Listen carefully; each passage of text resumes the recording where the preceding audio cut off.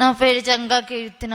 నేను AP model school Deshavaram నుంచి వచ్చాను. నేను చదువుకుంటున్నప్పుడు చాలా పెద్ద సిచ్యువేషన్ ఫేస్ చేశాను సార్.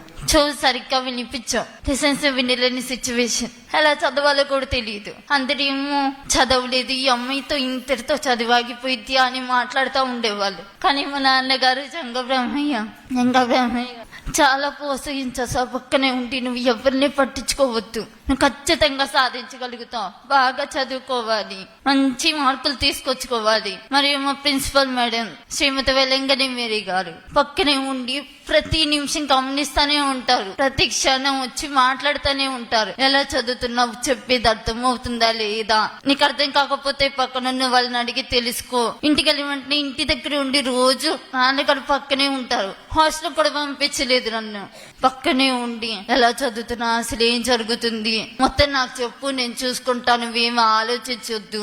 ఏ సిచ్యువేషన్ వచ్చినా, ఎంత పెద్ద సమస్య వచ్చినా నా దాకా ఎవరు తీసుకురాలేదు. నేను ఎక్కువ ఆలోచిస్తాను అని వాళ్ళే ఫేస్ చేశారు అన్నిటినీ.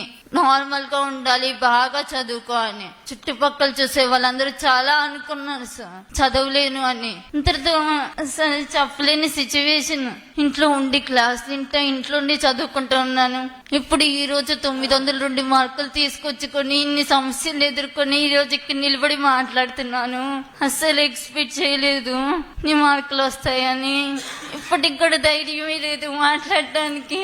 ఎంత దూరం వచ్చానంటే నేను కూడా నమ్మలేకపోతున్నాను. ఐఏఎస్ అవ్వాలని నాకు కలదు సార్, నెరవేర్చుకోవాలని అనుకున్నా సరే కొన్ని సిచ్యువేషన్ల వల్ల జరగదేమోనని చాలా భయపడ్డాను. కానీ ఈ రోజు 902 మార్కులు తెచ్చుకుని మాట్లాడుతుంటే ఖచ్చితంగా నా కళని నెరవేర్చుకోగలుగుతాను అనే నమ్మకం కూడా కలుగుతుంది.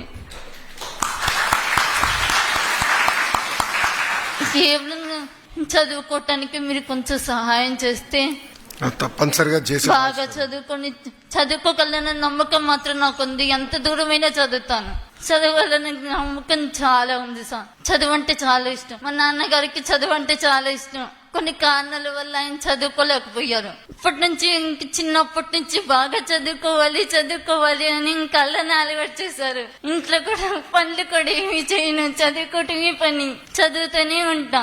బాగా